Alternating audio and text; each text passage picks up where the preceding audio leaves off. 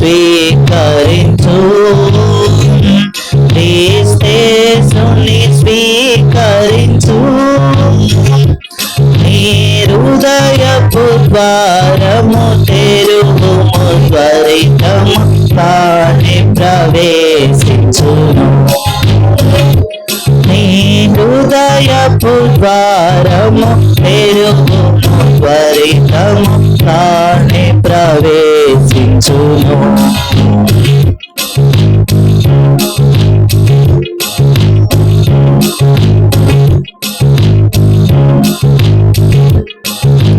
మన్నించు సర్వ పాపములను, తని మార్పును సర్వ రోగములను.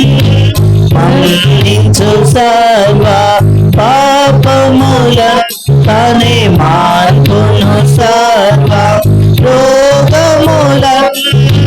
కృప కనికరముల మధుటము నీకు ధరింపజేసి కనపరచు.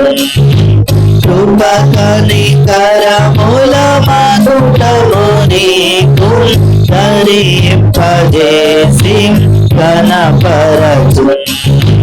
యేసుని స్వీకరించు, క్రీస్తేసుని స్వీకరించు. నీ హృదయపు ద్వారము తెరువుము, త్వరితము తానే ప్రవేశించును. నీ హృదయపు ద్వారము తెరువుము, త్వరితము తానే ప్రవేశించును. అందులకు దృష్టి కలుగజేసే, అంగహీనులను లేపి నడువజేసే.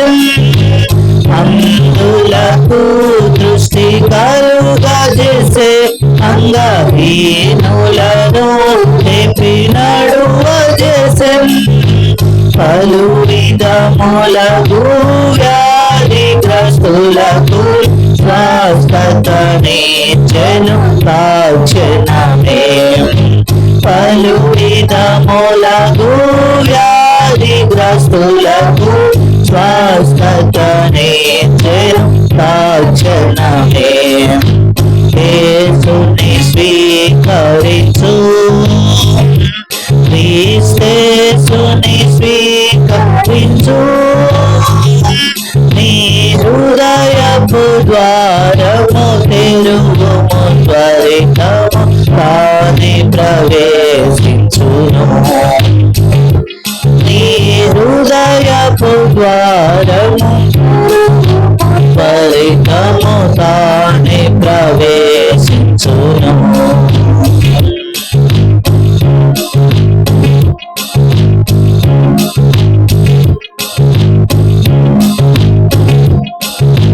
పాపపు భారము భరించెను, నీ రోగములన్నిటి తొలగించెను. పాపపు భారము భరించెను, నీ రోగములన్నిటి తొలగించెను.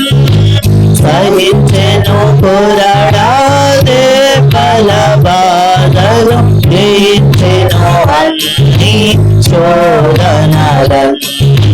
సహించెను కొరడాదే బలబాధలు, జయించెను అన్ని శోధనలను. యేసుని స్వీకరించు, క్రీస్తేసుని స్వీకరించు.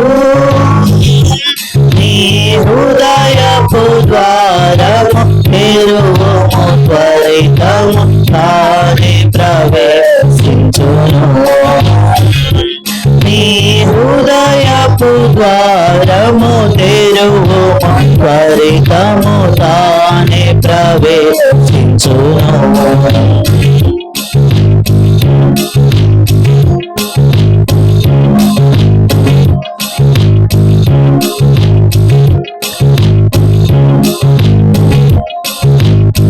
కలువరి సిలువలో వేలాడి తన రక్తము చిందించే దారలుగా కలువరి సిలువలో వేలాడి తన రక్తము చిందించే దారలుగా చేతులలో తన కాళ్ళలో చీరలు మున్న కిరీటము ధరించే చేతులలో తన కాళ్ళలో చీరలు మున్న కిరీటము ధరించే యేసుని స్వీకరించు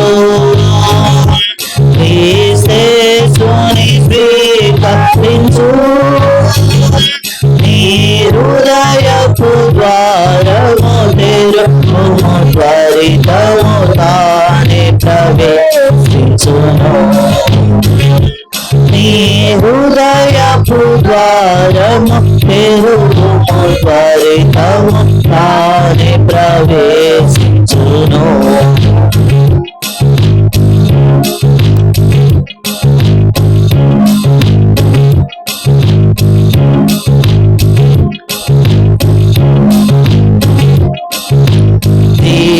జీవమిచ్చుటకు ప్రాణవిడే మరి జయించెను ప్రతివిధ శోధనలు జీవమిచ్చుటకు ప్రాణవిడే మరి జయించెను ప్రతివిధ శోధనలు నీ కొరకై మరణించి వేచెను శక్తిమంతుడే నిన్ను రక్షింప నీ కొరకై మరణించి వేచెను శక్తిమంతుడే నిన్ను రక్షింప యేసుని స్వీకరించు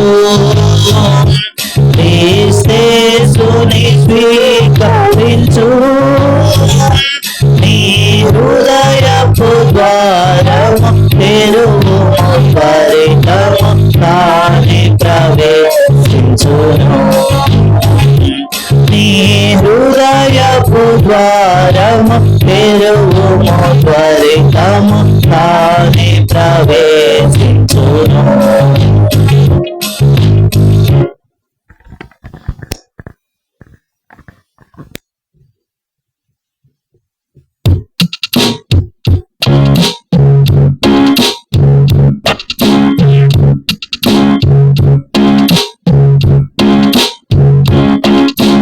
పాట సంఖ్య 397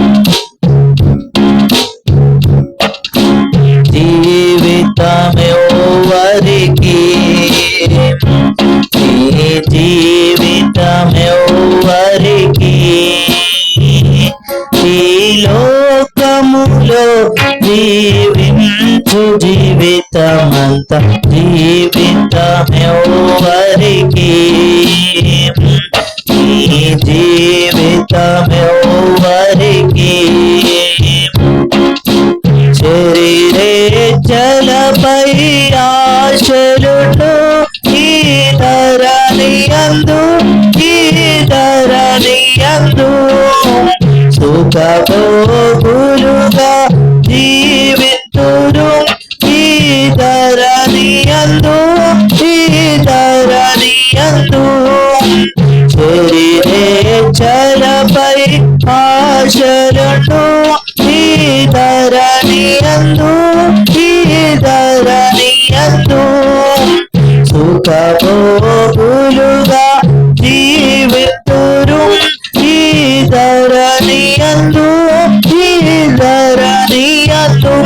పరియోహలు దినమెల్ల చెడియున్నవి పరియోహలు దినమెల్ల చెడియున్నవి వారి పాప జీవితమంతా శాపమేగా వారి పాప జీవితమంతా శాపమేగా జీవితమెవ్వరికి ఈ జీవితమెవ్వరికి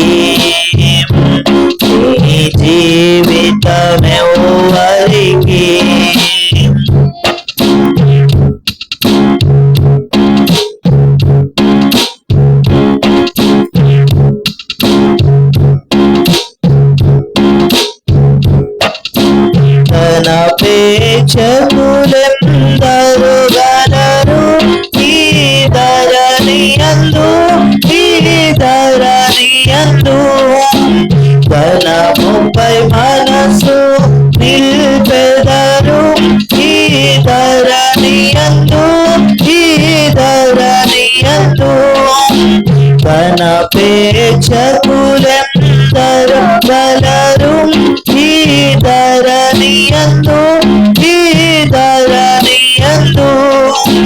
ధనముపై మనసు నిల్పెదరు ఈ ధరణియందు వారి కలవరమంత ధనమే వారి కలవరమంత ధనమే వారు బ్రతికేరు బ్రతుకత క్షీణతయే వారు బ్రతికేడి బ్రతుకత క్షీణతయే జీవితమెవ్వరికి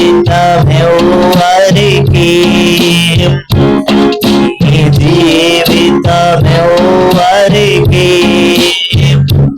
ఈ లోకములో జీవించు జీవితమంత జీవితమెవ్వరికి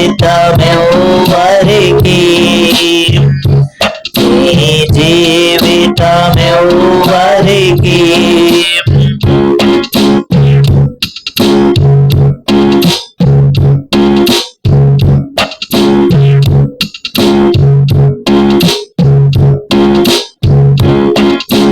స్వంత గొర్రెలకై బ్రతికెదరు ఈ ధరణియందు గర్వమునకు అమ్మబడియుందురు ఈ ధరణియందు స్వంత గొర్రెలకై బ్రతికెదరు ఈ ధరణియందు గర్వమునకు అమ్మబడియుందురు ఈ ధరణియందు వారి మనసులు సంకుచితములయుండు వారి మనసులు సంకుచితములయుండు వారి జీవిత ప్రయాసము పతనమేగా వారి జీవిత ప్రయాసము పతనమేగా జీవితమెవ్వరికి ఈ జీవితమెవ్వరికి ఈ లోకములో జీవించు జీవితమంత జీవితమెవ్వరికి ఈ జీవితమెవ్వరికి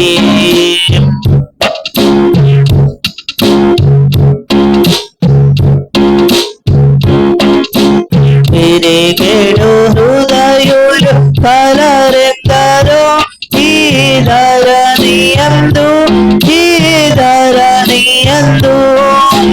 కరిగేడు ఉప్పుగా నుండెదరు ఈ ధరణియందు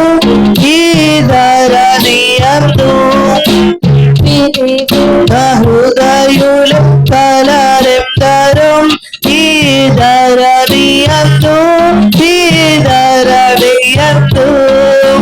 కరిగేడి ఉప్పుగా నుండెదరు ఈ ధరణియందు వారు ప్రభుకై దాగియ నిలచెదరు వారు ప్రభుకై దాగియ నిలచెదరు దైవ వాక్కుగా దినమెల్ల సేవితురు దైవ వాక్కుగా దినమెల్ల సేవితురు జీవితమెవ్వరికి నీ జీవితమెవ్వరికి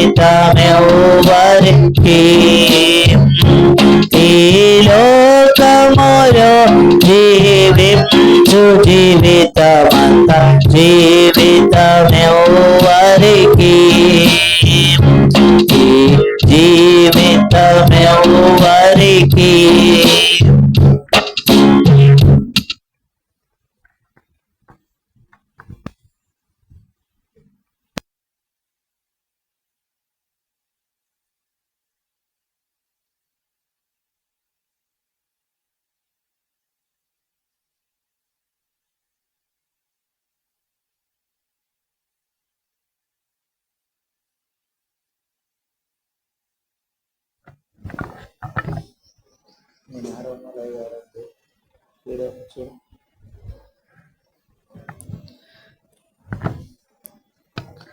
ఒక 2 వారాలు మనం వీడియోస్ అప్లోడ్ చేయలేదు కదండి. 2 వారాలు. కారణం సాంకేతిక లోపాలు. అయితే తిరిగి దేవుడు మనల్ని తన కృప ద్వారా తన కృపను చూపించి ప్రభు మరొక తరుణాన్ని మనకేం చేస్తూ వచ్చాడంట, అనుగ్రహిస్తూ వచ్చినాడు కదా. కాబట్టి మనము ప్రభుకి ఏం చేయాలి? రుణస్థులమై ఉండాలి. ఏమై ఉండాలా? రుణస్థులమై ఉండాలి. Today we are here by the grace of our Lord Jesus Christ, not because of our righteousness. మన నీతిని బట్టి, మన భక్తి జీవితమును బట్టి మనం ఇక్కడ లేము గాని, అయితే ఆ మహాదేవుడైన యేసుక్రీస్తు ప్రభు వారి యొక్క కృప మాత్రమే కదా. ఎందుకు మనం ఇక్కడికి వచ్చినాం ఈ దినము? ఎందుకు వచ్చినామన్నా, మీకు ఈరోజు సెలవు కాబట్టి మమ్మల్ని ఇక్కడికి రమ్మన్నారా అని అనద్దు. నాకు ఈరోజు కాలేజ్ ఉంది, డ్యూటీ ఉంది, అన్నీ ఉన్నాయి. అయినా కూడా ఏంటంట, మనము మాసముకు ఒక్కసారైనా మనం ఏం చేయాలంట? కనీసము ప్రార్థన చేయాలి దేవుని సన్నిధిలో కదా. దేవుని సన్నిధిలో ఏం చేయాలంట? మనము ప్రార్థన చేయాలి. కాబట్టి ఈ ప్రార్థనలో చాలా సంగతులు ఉన్నాయి, చాలా సంగతులు కదా. అయితే ప్రాముఖ్యంగా 3 విధానాలైన ప్రార్థన, ఈ ఉపవాస ప్రార్థనలు బైబిల్లో రాయించబడతా వచ్చినాయి. మొట్టమొదటిది ఏంటంటే, పాత నిబంధన కాలములో మన పితరులు ఎట్లా వారు ప్రార్థన చేస్తా వచ్చినారు ఉపవాసముతో అన్నది మొదటి అనుభవం. ఈ మొదటి అనుభవాన్ని మాత్రమే మనం ఈ దినం ధ్యానిస్తాం. అన్ని అనుభవాలు మనం ధ్యానించం కానీ కేవలము ఈ పాత నిబంధనలో మన పితరులు చేసిన ఈ ప్రార్థన అనుభవాలనే తలపోసుకొనొచ్చు మనం ఏం చేస్తాం? ఈ దినము ప్రార్థన చేస్తాం. ఒకవేళ ప్రభు అనుమతిస్తే ఇంకోసారి, అనగా వచ్చే వారంలో మనం ఏం కలిగి ఉంటాం? ఉపవాస మీటింగ్లో క్రొత్త నిబంధన భక్తుల గురించి, అలాగే నూతనమైన సంఘ ఆరంభము మొదలుకొని ఉపవాస ప్రార్థన ఎలా చేశారన్నది నేర్చుకొని మనం ముందుకు సాగే ప్రయత్నం చేద్దాం కదా. ఈ దినాల్లో ప్రార్థన, ఉపవాస ప్రార్థన పక్కన పెట్టండి. ప్రార్థన అంటే ఏమైపోయిందంట? చాలా తక్కువ అయిపోయింది. ప్రార్థన చేసిన వాళ్ళు చేయి పైకెత్తనంటే చేతులే లెగవు. కొంతమంది ప్రార్థన చేయకపోయినా కూడా చేయి అట్లా లేస్తూ ఉంటారు. అంటే మమ్మల్ని కౌంట్ చేసినా పర్వాలేదు, కౌంట్ చేయకపోయినా పర్వాలేదన్నా అని. అయితే ఈ ఫాస్టింగ్ కదా, మనం ఇక్కడికి వచ్చింది ఫాస్టింగ్ ప్రేయర్.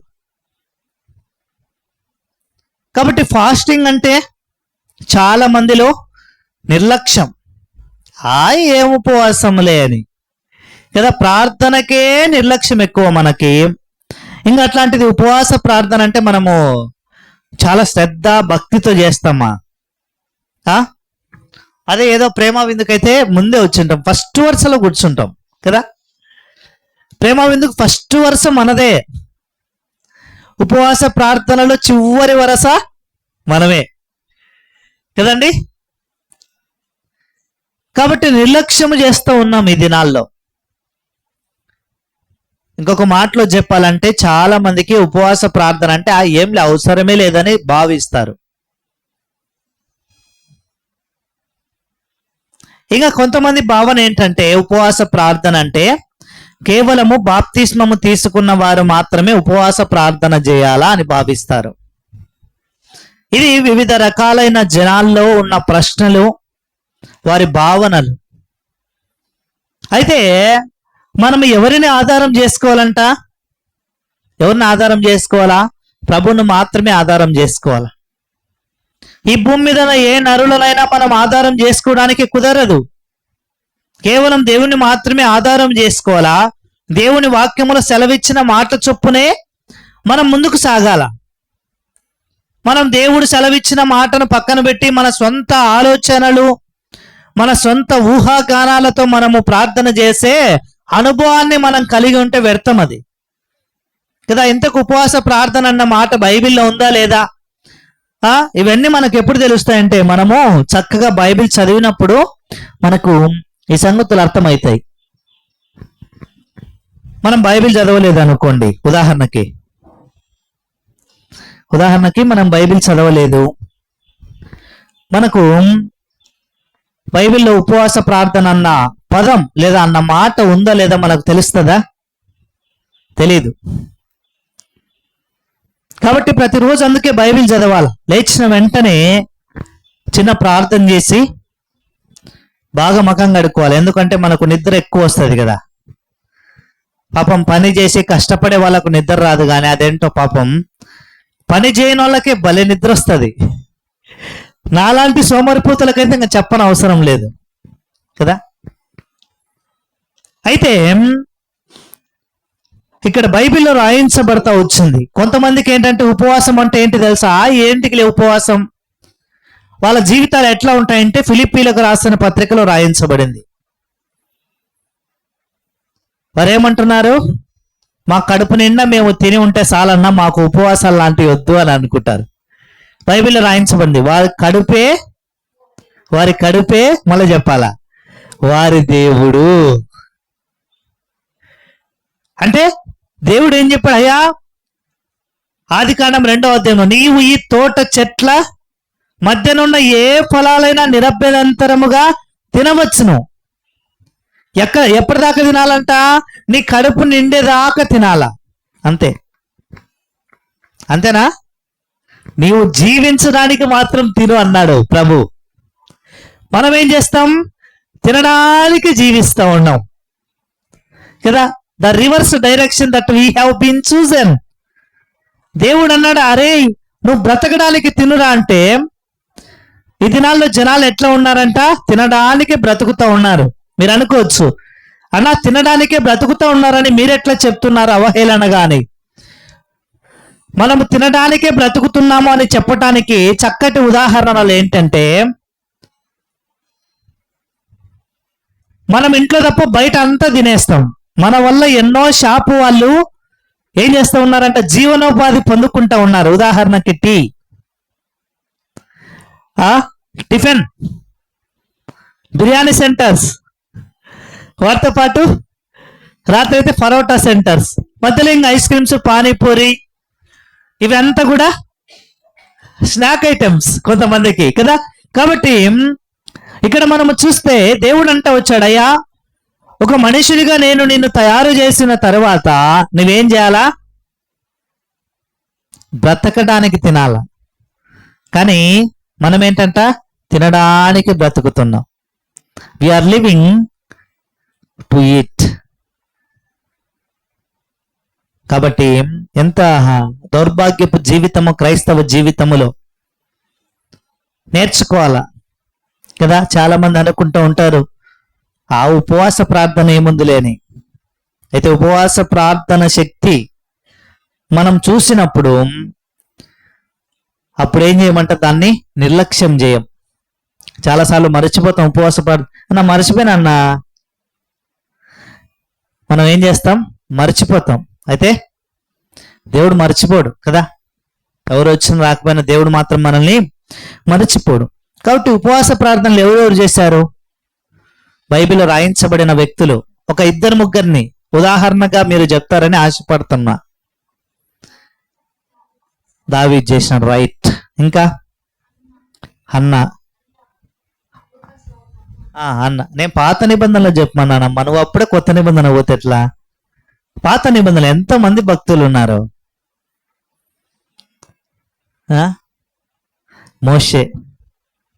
మోషే లేడా? నిర్గమకాండంలోనే ఉన్నాడు మోషే. దానియేలు. దావీదంటే నువ్వు చెప్పావు. ఎస్తేరు. ఉన్నారా లేదా? వీళ్ళంతా ఏం చేస్తూ ఉన్నారంట? ప్రార్థన కాదు, బైబిల్లో చాలా స్పష్టంగా రాయించబడింది ఏంటంట? ఉపవాస ప్రార్థన. They are praying with fasting. ఏంటంట? ఉపవాసముతో ప్రార్థన చేస్తున్నారు. ఎందుకు మనం ఉపవాసం ఉండాలా? పాత నిబంధనల దేవుడు ఏమైనా చెప్పినాడా అని అంటే, రండి shall we turn our Bibles. నిదానంగా ఒకదాని వెనక ఒకటి మనం నేర్చుకోవాలా. మనం ఏం చేయాలా? నేర్చుకోవాలి ఈ విషయాలు. మనం నేర్చుకొని మనం ఆచరణలో పెట్టగలిగితే నెక్స్ట్ జనరేషన్కి మనం నేర్పించాల్సిన పనిలే. మనం ఫాలో అయిన వెంటనే వాళ్ళు వచ్చేస్తారు అంతే ఈ అనుభవంలోనికి. కాబట్టి రండి shall we turn our Bibles, book of Leviticus chapter 16 verse 29 to 31. లేవియ కాండము 16వ అధ్యాయము 29వ వచనము నుంచి 31 వరకు. దయచేసి ఎవరైనా ఒకరు చదవండి.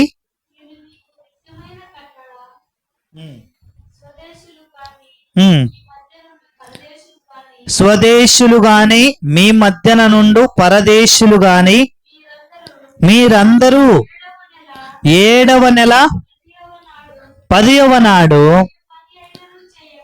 ఏ పని అయినను చేయక మిమ్మును మీరు దుఃఖపరచుకొనవలెను.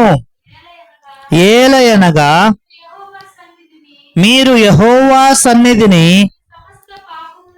మీ సమస్త పాపముల నుండి పవిత్రులగునట్లు ఆ దినమున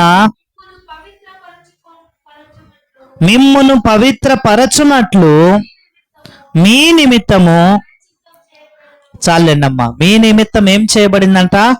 ప్రాయశ్చిత్తము చేయబడెను. ఇంగ్లీష్ బైబిల్లో ఏముంటదంటే ద డే ఆఫ్ అటోన్మెంట్ అని ఉంటది. అంటే ఏంటంట? ప్రాయశ్చిత్తము. ఈ మాట కీర్తనకారుడు అంటాడు ఏమని? తన అతిక్రమములకు ఏం పొందాలంట? పరిహారము. తన పాపములకు ప్రాయశ్చిత్తము. పాపానికి ప్రాయశ్చిత్తము, అలాగే అతిక్రమమునకు పరిహారము నొందిన వాడు ఎవరంట? ధన్యుడు అని అన్నాడు. కాబట్టి మనం మన జీవితంలో ఎందుకొరకై ఉపవాసం అవసరము అని పాత నిబంధనను ఆలోచించి, పాత నిబంధనను ధ్యానించి మనం నేర్చుకోవాల్సిన విషయం ఏంటంటే అటోన్మెంట్ ఫర్ అవర్ సిన్స్. మన పాపములకు ప్రాయశ్చిత్తం కలగాలి కదా. చాలా మంది ఏమనుకుంటారంటే ఉపవాసం అంటే అన్నం తినకుండా ఉండడం, ఉపవాసం అంటే నీళ్లు తాగకుండా ఉండడం, ఉపవాసం అంటే ఇంకా కొంతమంది భక్తులు ఉన్నారు ఎంగిలి మింగకుండా ఉండడం కదా. అది కాదు. ఏంటంటే ఉపవాసం అంటే పాత నిబంధన ప్రకారము ప్రాయశ్చిత్తము. మన పాపములకు ప్రాయశ్చిత్తము. మనం మన జీవితంలో అన్నం తినలేదు, నీళ్లు తాగలేదు, ఒకవేళ ఇంకా భక్తి వైరాగ్య జీవితం జీవించి మనము ఎంగిలి కూడా మింగకుండా ఉండి లోకములో జీవించినట్లయితే మన పాపములకు పరిహారము చేయబడుతుందా? ఈ దినం మనం ఏర్పాటు చేసుకున్నాం ప్రార్థన కలిగి ఉండాలని. అయితే ఈ దినమున నేను కాలేజీకి వెళ్ళాను అనుకో, లేదా నేను డ్యూటీకి వెళ్ళాను అనుకో, అన్నం తినలా, నీళ్లు తాగలా, నా పాపాలు పరిహరించబడతాయా? పరిహరించబడవు. మరేం చేయాలా? ఏం చేయాలా? ఉపవాసం ఉండి దేవుని సన్నిధిలో గడపాల. చాలా మంది ఏం చేస్తారంటే, అమ్మా పలానా రోజు ఉపవాసం మీటింగ్ ఉందంటే మందిరానికి రారు కానీ ఉపవాసంతో పనికి పోతారు. ఉన్నారు అట్లాంటి వాళ్ళు చాలా మంది. ఉపవాసం ఉంటారు, భక్తి ఏమో ఉంటది, కానీ దేవునికి భయపడే విధానం ఎక్కడా? మనం గత వారం నేర్చుకుంటా వచ్చినాం. ఏం నేర్చుకుంటా వచ్చినాం? The faith and obedience follows. విశ్వాసము వాటితో పాటు ఏంటంట? విధేయత. విశ్వాసముతో పాటు విధేయత. ఎవరు ఉదాహరణ? ఎవరి గురించి నేర్చుకున్నాం మనం? హెబ్రీలకు రాస్తున్న పత్రిక 11వ అధ్యాయము 13, 14 వచనాల్లో మోషే గురించి నేర్చుకున్నాం. అప్పుడు మోషే పెద్దవాడైనప్పుడు ఏమొద్దనుకున్నాడు? ఏం కావాలనుకున్నాడు? ఏమొద్దనుకున్నాడు? ఐగుప్తు యొక్క సకల ఐశ్వర్యములు, ఐగుప్తు యొక్క రాజరికమును ఆయన విసర్జించి దేవుని ప్రజలతో నింద అవమానము కోరుకుంటూ వచ్చినాడు కదా. ఎంత విశ్వాసము మోషేకి. The faith and obedience followers కదా. ఎక్కడైతే విశ్వాసం ఉంటుంది, విశ్వాసముతో కూడా ఏముండాలా? విధేయత ఉండాలా, లోబడాలా. అదే విధేయత. కాబట్టి మనం మన జీవితంలో చూస్తే చాలా స్పష్టంగా దేవుడు చెప్తా వచ్చాడు, అయ్యా మీరు ఏ నెల? 7వ నెల 10వ దినమున మీరేం చేయాలంట? ఉపవాసం ఉండాలి. ఎందుకు? మీ పాపములకు ప్రాయశ్చిత్తం కొరక. ఇక్కడ మీరు అనుకోవచ్చు, అన్న ఇక్కడ ఉపవాసం అన్న పదమే లేదుగా. ఏం లేదంట? ఉపవాసం అన్న పదమే లేదు. అయితే ఏముందంట? ఇక్కడ ఏముంది? అఫ్లిక్టింగ్ వన్స్ అన్న పదం ఉంటది అక్కడ. ఉపవాసం అన్న ఆ పదానికి బదులు ఏం రాయించబడతా వచ్చిందంట? బాధ పెట్టడం, దుఃఖపడటం అన్న పదం ఉంటది. ఉందా లేదండి? చదవండి ఒకసారి. మీరు మీ ప్రాణములను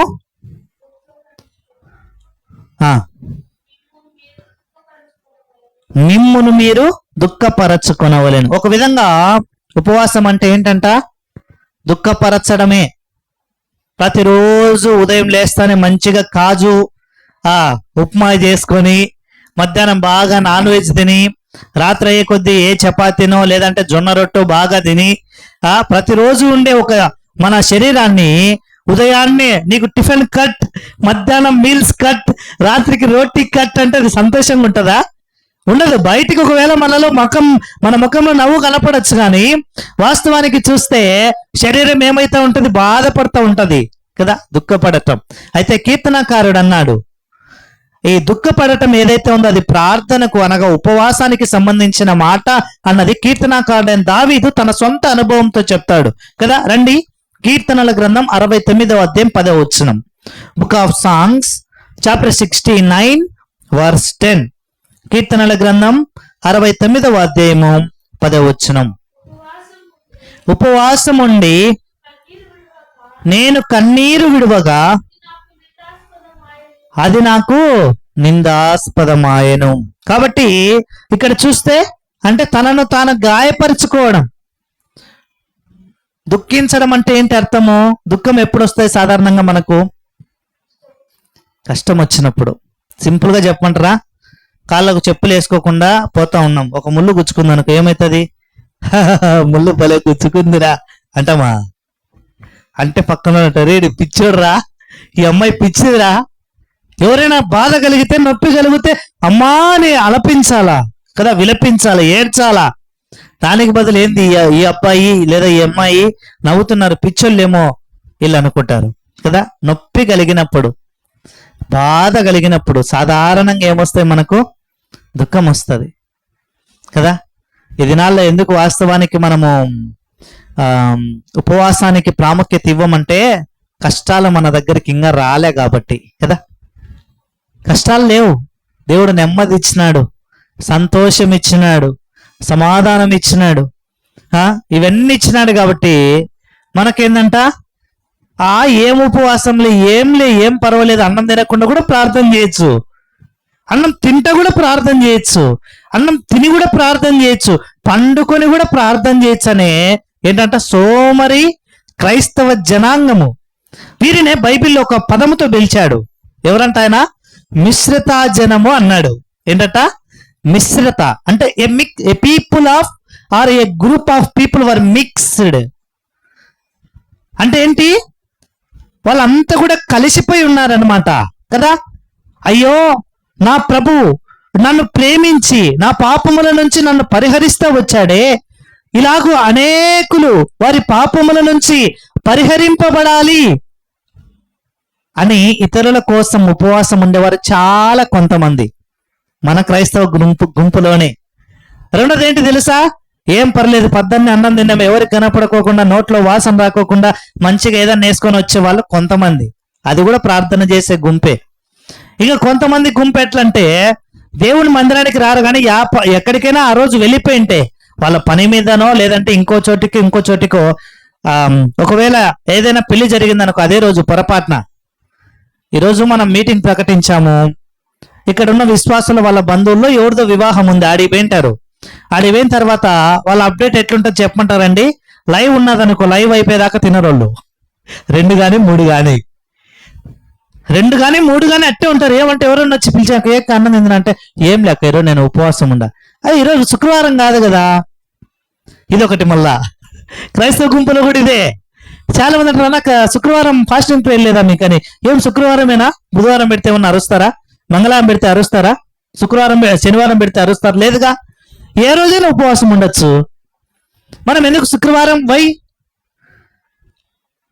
మనం ఏర్పాటు చేసుకున్నాం అంతే. దేవుడు అన్నాడు ఆదికాండం 1వ అధ్యాయములో చివరి వచనం దాకా చూస్తే 7 రోజులు ఉన్నాయి అక్కడ.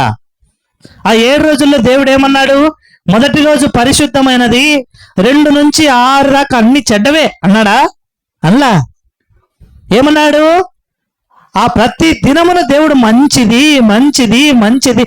మనం పెట్టుకుంటాం పేర్లు కదా, మనం పెట్టుకుంటాం ఏమని? మంగళవారం అబ్బాయి అచ్చిరాదండి నాకు, శుక్రవారం అచ్చిరాదు. ప్రార్థన చేస్తే ఏ రోజైనా అచ్చొస్తుంది. అర్థమైందండి? ప్రార్థన చేస్తే. మనం ప్రార్థన చేయకుండా ఏ రోజైనా పని అవ్వదంతే. ప్రార్థన చేయకుండా మనం ఏ రోజైనా అవ్వదు. ప్రార్థన చేసిపోతే దేవుడు పని చేస్తాడు. కాబట్టి మనం చూస్తే అట్లాంటి మిశ్రత జనము మధ్యలో ఉన్నాం. అయితే ఈ పాత నిబంధనలో ఈ మాటను చాలా స్పష్టంగా ధర్మశాస్త్రము లేదా దేవుని యొక్క ఆజ్ఞ ఏం సెలవిస్తూ ఉంది? ఎందుకు ఉపవాసం ఉండాలా అని అంటే, మన యొక్క పాపములు ఏం చేయబడాలి? పరిహరించబడాలి లేదా ప్రాయశ్చిత్తము చేయబడాలి. దాన్ని జ్ఞాపకం చేసుకోవాలా. చాలా మంది ఉపవాసం అంటే ఏం జ్ఞాపకం చేసుకుంటారంటే, అయ్యో ఉపవాసం అన్నారు, ఈరోజు అన్నం తినకుండా ఉండాలి. ఇదే కాదు కదా. కాబట్టి ప్రధానమైనది పాపములకు ప్రాయశ్చిత్తము చేయబడటం. మనం ఉపవాసం ఉండి మన పాపములు పరిహరింపబడకుండా ప్రాయశ్చిత్తము అనుభవములోనికి రాకుండా ఉంటే, నీవు నేను ఆహారం తినకుండా మన యొక్క శరీరములను దుఃఖపరచి కూడా వ్యర్థమే. దేవుని మందిరానికి వచ్చినాము, ప్రార్థన చేసుకోలా. దేవుని మందిరానికి వచ్చినాము, మన పాపాలు ఒప్పుకోలా. దేవుని మందిరానికి వచ్చినాము, ఇతరులు ప్రార్థన చేస్తుంటే ఏకీభవించలే. నీవు నేను వచ్చి కూడా వ్యర్థమే. అవునా కదండి? కాబట్టి నేర్చుకోవాలా. ఇవన్నీ బైబిల్లో రాయించబడిన మర్మాలు. మనం ఎప్పుడైతే ఆత్మీయంగా ఎదిగి వర్ధిల్లుతా ఉంటామో, దేవుడు ఏం చేస్తాడంటే ఈ సంగతులన్నీ మనకు బయలుపరుస్తాడు కదా. కాబట్టి ఈ ఉపవాసం అన్నది ప్రధానముగా పాత నిబంధనలో రాయించబడిన పద్ధతి ప్రకారము చూస్తే, ఈ ఉపవాసం అన్నది దేని మీద ప్రధానముగా చర్య చూపించాలి అంటే ఆత్మ మీద. మన ఆత్మ ఏం చేయబడాలి? పాపపు బంధకాల నుంచి విడిపించబడాలి కదా. అనేకులు ఏం చేయబడాలంట? ఇక్కడ జరిగే ప్రార్థనల ద్వారా పాపపు బంధకాల నుంచి విడిపించబడాలి. అనేకులు సత్య దేవుడైన యేసుక్రీస్తు ప్రభువు వారిని విశ్వసించే విధానంగా ఉండాలి. అట్లా కాకుండా ఏదో వచ్చి దేవా నన్ను కాపాడు, మా అమ్మను కాపాడు, మా నాయన్ను కాపాడు, మా తాతను కాపాడు, అందరూ మీ వాళ్ళే కాపాడబడితే మిగిలిన వాళ్ళు ఏమైపోవాలా? నరకానికి పోవాలనా? అంటే మీ పక్కింటోళ్ళు నీతో పాటు పరలోక రాజ్యం వద్దు, వాళ్ళ అన్నే ఉండాలి నరకంలోనే కదా. మీ బంధువులు రావద్దు, కేవలము నీ కుటుంబం మాత్రమే పరలోక రాజ్యంలో ఉండాలి. అదే నా ఉపవాస ప్రార్థన అంటే. ఏం చేయాలా? జనాలందరి కొరకు ప్రార్థన చేయాలి. ఎప్పుడైతే మనం ప్రార్థన చేస్తామో దేవుడు పని చేస్తాడు. కాబట్టి ఈ ఉపవాసం అన్నది మొట్టమొదటిగా ఏంటంట?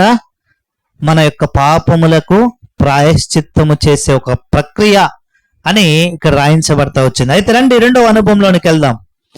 ఉపవాస ప్రార్థన గురించి ఇది 2వ అనుభవం. 2వ అనుభవముగా మనము చూస్తే, చాలా మంది ఉపవాసం ఉండి ప్రార్థన చేస్తూ వచ్చినారు. ఒక్కొక్కరు ఒక్కొక్క కారణం కదా. రండి, మొట్టమొదటిగా ఎందుకు ఇశ్రాయేలీలు ఉపవాసం ఉండి ప్రార్థన చేశారంటే సందర్భం 1 సమూయేలు గ్రంథం 7వ అధ్యాయం 6వ వచనంలో రాయించబడింది. Book of 1 Samuel chapter 7 verse 6. 1 సమూయేలు గ్రంథము 7వ అధ్యాయము 6వ వచనం. అక్కడ సందర్భం ఏంటంట? ఇశ్రాయేలీయులు ఫిలిస్తీయులకి మధ్య యుద్ధం ఉంది. ఏముందంట? యుద్ధము జరగడానికి సంసిద్ధంగా ఉన్నారు ఫిలిస్తీయులు మిస్పాకు వచ్చి. అంతే కదండి. 7వ అధ్యాయము 1 సమూయేలు గ్రంథం 7వ అధ్యాయం 6వ వచనం ఏం రాయించబడింది? చదవండి ఒకసారి. వారు మిస్పాలో కూడుకొని యెహోవా సన్నిధిని కుమ్మరించి ఆ దినము ఉపవాసముండి యెహోవా దృష్టికి మేము పాపాత్ములమని ఒప్పుకొనిరి. ఇక్కడ చూస్తే మిస్పా అన్న ప్రాంతములోనికి ఇశ్రాయేలీయులందరూ వచ్చినారు. ఎందుకు వచ్చినారంట వారు? అక్కడ చూస్తే మనకు ఇశ్రాయేలీయులకి శత్రువులు ఎవరంట? ఫిలిస్తీయులు. మనం చూస్తే చాలా మట్టుకు ఇశ్రాయేలీయులతో పోట్లాడటానికి, యుద్ధం చేయడానికి ఎక్కువగా ఇష్టపడతా వచ్చిన జనాంగం ఏదైనా ఉందంటే అది ఫిలిస్తీయులే కదా. కాబట్టి ఇది మొదటి సందర్భం మాత్రమే కాదు, చాలా సార్లు వచ్చినారు ఫిలిస్తీయులు.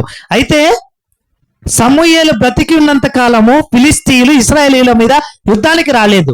దాని తర్వాత ఈ మొదటి సమూయేలు గ్రంథం 7వ అధ్యాయంలో మొట్టమొదటిసారి ఫిలిస్తీయులు సమూయేలు నాయకత్వం వహిస్తా ఉన్నప్పుడు ఇశ్రాయేలీయుల మీదకి యుద్ధం చేయడానికి వచ్చినారు. అయితే దాని తర్వాత రాలా, సమూయేలు బ్రతికి ఉన్నంత దాకా రాలా. కాబట్టి మనము చూస్తే ఈ యొక్క ప్రజలు ఎందుకయ్యా ఉపవాసం ఉన్నారంటే యుద్ధం అంటే ప్రాణాపాయ స్థితి. యుద్ధంలో ఏం జరుగుతాయి, ఎవరు చేస్తారో తెలీదు, ఎవరి కాళ్ళు చేతులు పోతాయో తెలీదు, ఎవరి రాజ్యము ఎవరికి అప్పగింపబడతాదో తెలీదు. ప్రాణ భయం కదా. మనం మన జీవితంలో చాలాసార్లు ఏం చేస్తామంటే ఈ యుద్ధాలు లాంటి పరిస్థితులు వచ్చినప్పుడే ఉపవాసం ఉంటాం కదా. అంటే కష్టమో, ఇబ్బందో, ఇరుకో, శ్రమనో, నిందనో, అవమానమో అట్లాంటప్పుడు మాత్రమే ఏం చేస్తాం? ఉపవాసం ఉంటాం. అయితే ఇశ్రాయేలీయులు వారి జీవితంలో మొట్టమొదటిగా చూస్తే దేని కొరకై ఉపవాసం ఉన్నారంటే యుద్ధము చేయడానికి ముందు వాళ్ళు ఏం చేస్తూ ఉన్నారు? ఉపవాసం ఉండి ప్రార్థన చేస్తూ ఉన్నారు. ఇశ్రాయేలీయులు అయితే ఫిలిస్తీయులతో యుద్ధం చేయాలా. మరి మనము ఎవరితో యుద్ధం చేయాలా? యేసయ్యను నమ్మని వాళ్ళందరినీ కత్తితో పొడసాలనా? అదే నా యుద్ధము కాదు. అట్లా ఎప్పుడు దేవుడు చెప్పలా. కొన్ని సందర్భాల్లో చెప్పాడులేండి. ఎక్కడ వారు వినకుండా దేవుని ప్రజలకు ఆటంకం చేస్తూ ఉన్నప్పుడే దేవుడు వారిని చంపమన్నాడు, ఊరికే కాదు. అయితే మన మట్టుకు నూతన నిబంధనలోకి వచ్చిన తర్వాత దేవుడు అన్నాడు వారి కొరకు ప్రార్థన చేయండి. అయితే ఎవరితో పోరాడాలా మనము? మనకు కూడా ఉన్నారు శత్రువులు. చాలాసార్లు చెప్పినా. ఎవరంట వాళ్ళు? సాతాను నెంబర్ 1. రెండోది ఒకటే నా చెప్పింది, మన శరీరం 2. ఇంకా ఇంకొక శత్రువు ఉంది. మీరు ఏం విన్నారు? ఇన్ని రోజుల నుంచి ఏం వినలేదా మీరు? మొట్టమొదటి శత్రువు సైతాను. 1 పేతురు పత్రిక 5:7 రాయించబడింది. రెండో శత్రువు ఎవరు? లోకము. ఏందంట?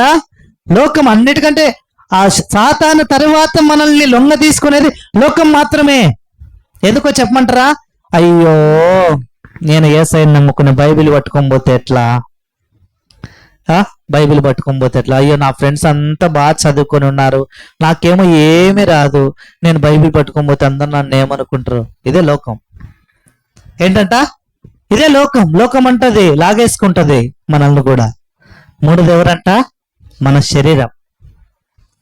శరీరం ప్రతిసారి ఆత్మ శరీరం విభిన్నంగా పనిచేస్తాయి. ఆత్మ అంటది ఏమని తెలుసండి?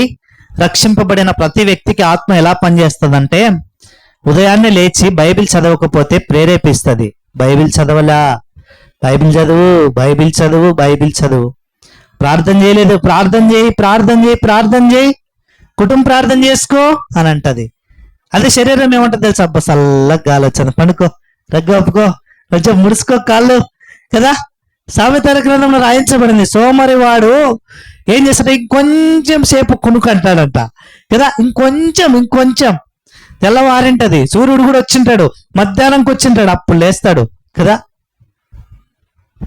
కాబట్టి మనము పోరాడాల్సింది వీటితో.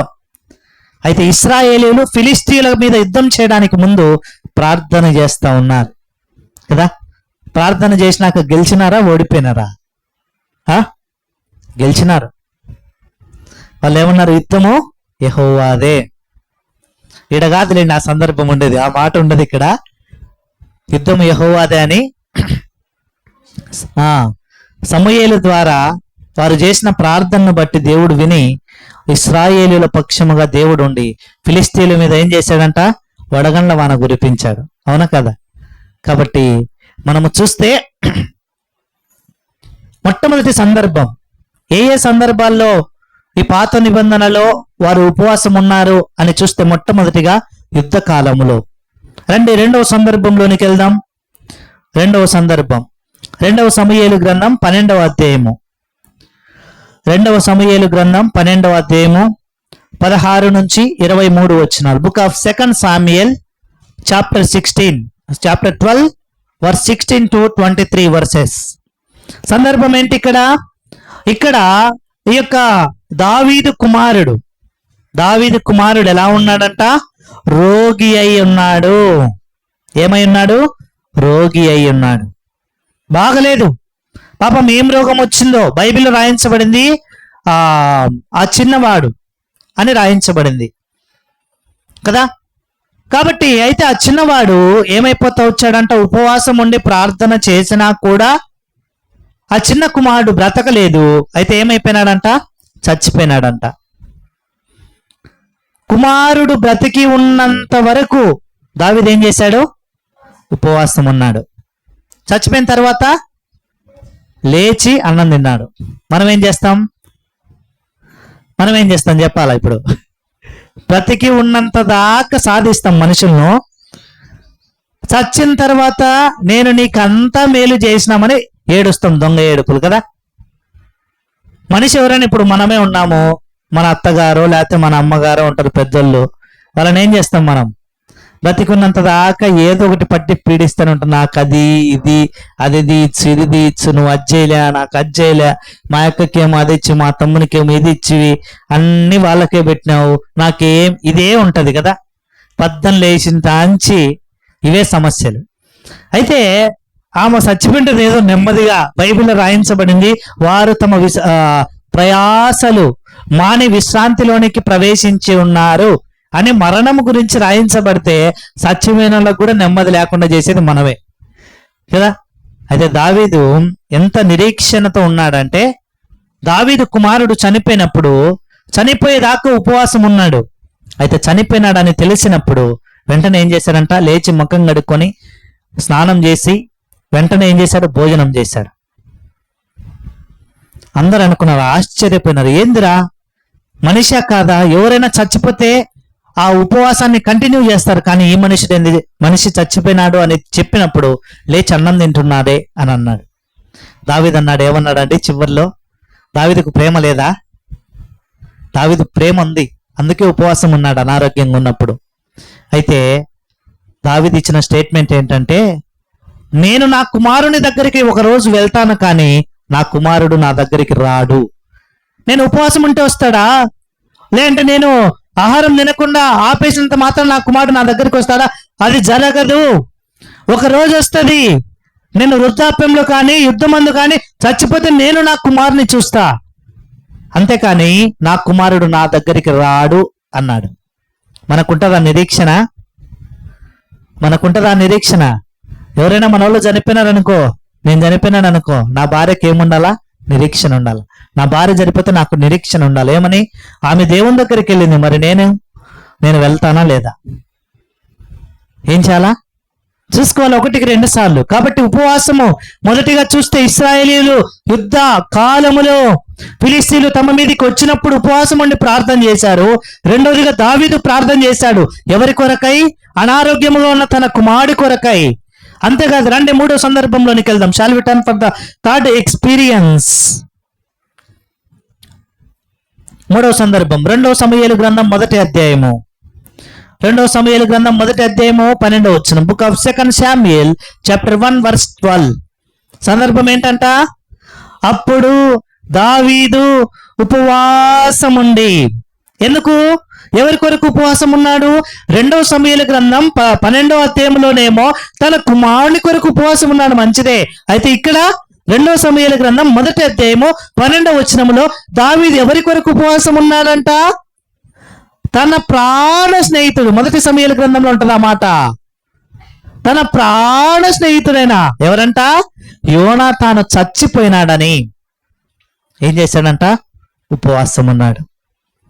మనం ఏం చేస్తామండి? మనం ఎవరైనా ఎక్కువగా ప్రేమించినామనుకో, వారు చనిపోయినారు అనుకో, ఏం చేస్తాం మనం? నేను నిన్న రాత్రి ఒక వీడియో చూశాను, ఒక అబ్బాయి పంపించింటే 60 years తర్వాత ఒక కపుల్స్ ఏం చేశారంటే హిల్ స్టేషన్కి వెళ్ళినారు. చూసినావు కదా రాత్రి నువ్వు కూడా వీడియో? ఒక హిల్ స్టేషన్కి వెళ్ళారు. అక్కడ వాళ్ళు ఏం చేయాలనుకున్నారంటే ఒక లాంగ్ రోప్ మీద ప్రయాణం చేయాలనుకున్నారు. ఆ లాంగ్ రోప్ మీద ప్రయాణించేటప్పుడు భార్యకేమో ఎక్కువ సేఫ్టీ ఉంది, భర్తకి ఎక్కువ సేఫ్టీ లేదు. జస్ట్ అలా రోప్ స్టార్టింగ్ లోనే కింద పడిపోయినాడు హస్బెండ్. ఆ వీడియో తీస్తూ ఉన్నాడు ఒక అబ్బాయి. ఆమె మధ్యలోకి వెళ్తానే ఆ హుక్కు తీసేసి ఆమె కూడా పడి చనిపోయింది కదా.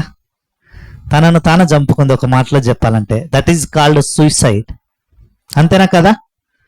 బైబిల్లో కానివ్వండి, లేదంటే భారతదేశ చట్ట పరిధిలో కానివ్వండి, ఇవి అంగీకరింపబడవు. పరిస్థితులు ఏవైనా కానీ ఒక వ్యక్తిని డాక్టర్ చంపాలన్నా కూడా తన అనారోగ్య స్థితిని బట్టి, ఇప్పుడు ఉదాహరణకి చెప్తానండి, ఒక 3 సంవత్సరాల నుంచి ఒక వ్యక్తి కోమాలో ఉన్నాడు, లేదంటే ఆక్సిజన్ సిలిండర్ మీద ఉన్నాడు, గాలి తీసుకోవడానికి కూడా తాను చాలా ప్రయాస పడుతూ ఉన్నాడు. అట్లాంటి వ్యక్తిని కూడా ఏ డాక్టర్ చంపడానికి అర్హత లేదు. భారతదేశ రాజ్యాంగమును, ఆ చట్టాలను బట్టి. అయితే ఏం చేయొచ్చు? మనం ఒక పిటిషన్ వేసుకోవచ్చు జిల్లా కోర్టుకో, లేదంటే చీఫ్ జస్టిస్కో, లేదంటే ప్రెసిడెంట్ ఆఫ్ ఇండియాకో వేసి, అయ్యా మా మదర్ లేదా మా అత్తగారు లేదంటే మా మామగారు సంవత్సరం నుంచి నరకయాతన పడుతూ ఉన్నారు కాబట్టి please give me the permission for ఏదంట మెర్సీ కిల్లింగ్. దయతో వారి మరణాన్ని నీవు ఆమోదించు అని చెప్పిన తర్వాత వాళ్ళు పర్మిషన్ ఇస్తేనే ఇట్ ఈస్ అక్సెప్టబుల్. అలా కాకుండా పరిస్థితులు చేయి దాటిపోయినాయని, ఎవరో ప్రేమించిన అమ్మాయో ప్రేమించిన అబ్బాయో మోసం చేసిందని, అప్పుల పాలైనావని సూసైడ్ చేసుకుంటేవా? బైబిల్ చొప్పునే కాదు, రాజ్యాంగం చొప్పున కూడా నీవెవరంట? తప్పు చేసిన వాడవే, తప్పు చేసిన దానవే. కాబట్టి మూడవదిగా చూస్తే, దావీదు తన ప్రియ స్నేహితుడు కదా, ఏకైక స్నేహితుడు, ఇంకా చెప్పాలంటే ప్రాణముతో మెలివేయబడిన స్నేహితుని మరణాన్ని విని ఏం చేస్తా వచ్చినాడంట? ఉపవాసం ఉండినాడు. ఇది 3వ సందర్భం. రండి 4వ సందర్భం. 4వ సందర్భం యోనా గ్రంథము 3వ అధ్యాయము. యోనా గ్రంథము 3వ అధ్యాయము 4 నుంచి 10 వచనాలు. సందర్భం ఏంటంట? నినివే పట్టణస్థులు ఉపవాసం ఉంటా వచ్చినారు. ఎందుకు ఉపవాసం ఉన్నారు? 2వ అధ్యాయం చివరి వచనములో, అదే యోనా గ్రంథం 1వ అధ్యాయములో 2వ వచనములో దేవుడు యోనాకు ఒక పని చెప్పాడు. ఏం చెప్పాడు? అయ్యా యోనా, నువ్వు లేచి నినివే పట్టణానికి పో. ఎందుకు? ఆ పట్టణములో పాపం అన్నది ఎక్కువ ఉంది. ఏముందంట? పాపం ఎక్కువ ఉంది. కాబట్టి ఆ పట్టణస్థుల దగ్గరికి వెళ్ళి నీవు చెబితే వాళ్ళు మనసు మార్చుకుంటే పర్వాలేదు, లేదంటే నేనేం చేస్తా? ఆ పట్టణాన్ని నాశనం చేస్తాను అని అన్నాడు. 2వ అధ్యాయం చివరిలో ఎట్టకేలకు ఆ నినివే పట్టణము బయట ఉన్నాడు, నినివే పట్టణం దగ్గర ఉన్నాడు. ఈ పట్టణము లోపలికి వెళ్ళి ఇప్పుడు ప్రకటిస్తున్నాడు. ఏమని? అయ్యా నినివే పట్టణస్థులారా, మీరు పాపమును జరిగిస్తూ ఉన్నారు, దుర్మార్గమును జరిగిస్తూ ఉన్నారు, మీ బ్రతుకు మార్చుకోండి, లేదంటే దేవుడు మీ పట్టణాన్ని ఏం చేస్తాడు? శపిస్తాడు అని అన్నాడు యోనా. అదే ఇప్పుడు మనం ఎవరి దగ్గరికన్నా వెళ్ళి అట్లా చెప్తే ఏం చేస్తామండి? ఏం చేస్తారు? వాళ్ళు పట్టుకొని లాగి మరీ కొడతారు కదా. అంతదాకా ఎందుకు? అరే లోకంలో ఉన్న వాళ్ళంతా పాపులు అంటే నువ్వు పాపివేమో, మేం కాదు, నువ్వు పాపి అన్నావు కాబట్టి మేము నిన్ను రాళ్లతో కొడతామనే జనాంగం మధ్య మనం ఉన్నాం కదా. అయితే యోనా దేవుడు చెప్పిన పని జరిగిస్తా వచ్చినాడు. జరిగించిన తర్వాత ఈ 3వ అధ్యాయములో రాజు మొదలుకొని, ఎక్కడి నుంచంట? రాజు మొదలుకొని రాజు కింద ఉన్న అధికారులందరూ భిక్షాటన చేసే భిక్షగాండ్ర వరకు ఏం చేశారంట? వారి జంతువులతో సహా కలిపి ఉపవాసం ఉన్నారు. అంటే మనం 4వదిగా ఏ సందర్భం అంట? 4వదిగా దేవా మా పాపాలు పరిహరించు. ఇదే కదా కోరుకుంది వాళ్ళు. దేవా మేము పాపం చేసినాం, నేను చేసినా, నా కుమారులు చేసినారు, నా కుమార్తెలు చేశారు అని ఉపవాసం ఉండి దేవుని దగ్గర మొర పెడతా ఉన్నారు. ఇది 4వ సందర్భం. వివిధ రకాలైన సందర్భాలలో పాత నిబంధనలో రాయబడిన ఉపవాస ప్రార్థనల గురించి మనం నేర్చుకుంటున్నాం ఇప్పుడు. ఇది 4వది. 5వది చివరిది సందర్భం ఎక్కడ? ఎస్తేరు గ్రంథము 5వ అధ్యాయం అనుకుంటా, క్షమించండి 4వ అధ్యాయము. ఎస్తేరు గ్రంథము 4వ అధ్యాయము, book of Esther chapter 4 verse 3. ఎస్తేరు గ్రంథం 4వ అధ్యాయం 3వ వచనములో ఈమె అనగా రాణి అయిన ఎస్తేరు ఉపవాసం చేస్తా ఉంది. ఎందుకు అంటే కారణం ఉంది అక్కడ. కారణం ఏంటంట? రాజు ఒక ఆజ్ఞ ఇచ్చాడు. ఏమన్నాడు? అరే హామాను, నువ్వు చెప్పినట్లుగా ఎవరైతే నిష్ప్రయోజనమైన జనాంగం ఉన్నారో, నాకు పనికిరాని జనాలు ఉన్నారు, వారందరినీ చంపేయి అన్నాడు. అక్కడ నిష్ప్రయోజనము లేదా ఉపయోగము లేని జనాలు ఎవరు అన్నది రాజుకు తెలియదు వాస్తవానికి. అవునా కాదండి? ఆ జనాంగము పేరే ఎవరంట? యూదులు. అదే యూదుల కోవకు చెందిన వారు ఇద్దరున్నారు ప్రముఖులు అదే ఆస్థానంలో. ఎవరంట? మొట్టమొదటిగా మొర్దెకై, రెండవది ఎవరంట? రాణి అయిన ఎస్తేరు. వీళ్ళిద్దరు ఎక్కడున్నారు? రాజు ఆస్థానములో, అహష్వేరోసు ఆస్థానములో పనిచేస్తా ఉన్నారు. ఇదే అహష్వేరోసు అన్నాడు, ఎవరైతే నాకు పనికిరాని జనాంగం ఉన్నారో వారిని చంపే అన్నాడు. ఈ వార్త తెలుసుకున్నప్పుడు రాణి చేసిన పని ఏంటంట? ఉపవాసం ఉండి ప్రార్థన చేసింది. 5వ సందర్భం ప్రాణహాని. ఇక్కడ యుద్ధం లేదు, డైరెక్ట్ వదే, చంపడమే కదా. ఈ దినాల్లో చాలా మంది, నేను వీడియోస్ చూస్తూ ఉన్నప్పుడు కొంతమంది నాకు పంపిస్తూ ఉంటారు, లేదంటే రేచల్ కొన్ని విషయాలు పంచుకుంటది. చూడండి ఎంతమంది క్రైస్తవులను చంపేస్తూ ఉన్నారో, ఎట్లాంటి పరిస్థితులు వచ్చాయో అని. వాస్తవానికి చూస్తే ఇప్పుడు వచ్చిన పరిస్థితులు కాదవి. ఎస్తేరు కాలంలోనే ఏమైపోయినాయంట? ప్రబలుతా వచ్చినాయి. బహుశా ఆ రోజు ఒక్క హామాను ఉన్నాడు. ఈరోజు భారతదేశంలో కూడా అటువంటి హామానులు ఉన్నారేమో, అంతే. కాబట్టి మనము చూస్తే ఇక్కడ ఏంటంట? యూదులను చంపాలి అన్నది రాజు యొక్క నిర్ణయం కాదు. అయితే హామాను ఒకడు ప్రేరేపించి రాజును ఏం చేయాలనుకున్నాడు? యూదులందరినీ చంపించాలి అని అన్నాడు. అయితే ఆ సందర్భంలో ఎస్తేరుతో కూడా ఎవరంట? ఎస్తేరు దగ్గర ఉన్న చెలికత్తెలు, పనివాళ్ళు ఉపవాసం ఉన్నారు. ఏమైపోయిందంట? దాని తర్వాత ఎవడైతే చంపాలనుకున్నాడు, హామాన్ ఏం చేశాడు? యూదులను చంపాలి అన్నాడు. చివరికి చచ్చింది యూదులా, హామానా? హామానే చచ్చాడు. చంపాలి అనుకున్నోడు చచ్చాడు. చూడండి ఎట్లుందో పరిస్థితి. మనము ప్రార్థన చేస్తే బహుశా మనకి ఇట్లాంటి పరిస్థితులు ఎదురై ఉండొచ్చు. నేను చంపేస్తా, ప్రార్థన చేస్తే చంపుతాను అన్నోడే దేవుడు చంపేస్తాడు. అర్థమైందండి? కాబట్టి ఒక మాట ఉంది, ఎవడు తరమకుండానే దుష్టుడు ఏం చేస్తాడంట? పారిపోతాడు. వాడు దుష్టుడైతే ఎవరు తరమాల్సిన పనిలే, పారిపోతాడు ఆటోమేటిక్గా, అంతే. మనం ఏం చేయాలా? ప్రార్థన చేయాలి.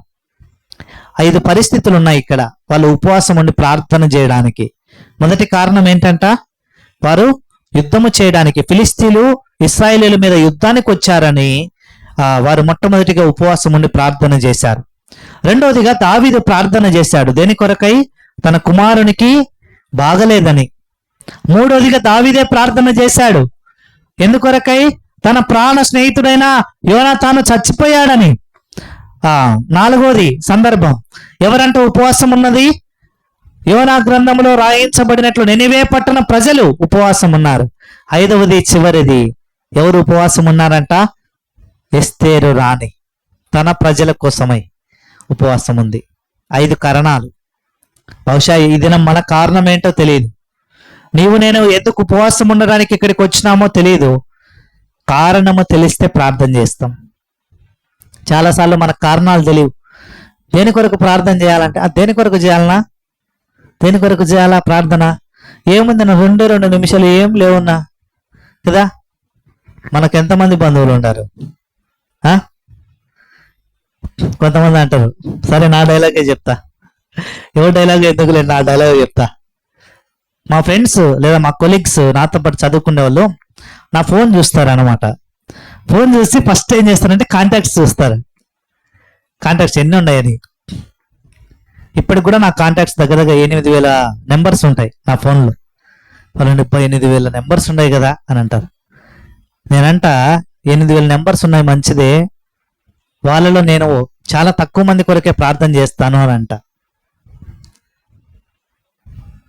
It's a shameful thing to say. 8,000 contacts ఉంటే 8,000 మంది కొరకు ప్రార్థన చేస్తున్నామా?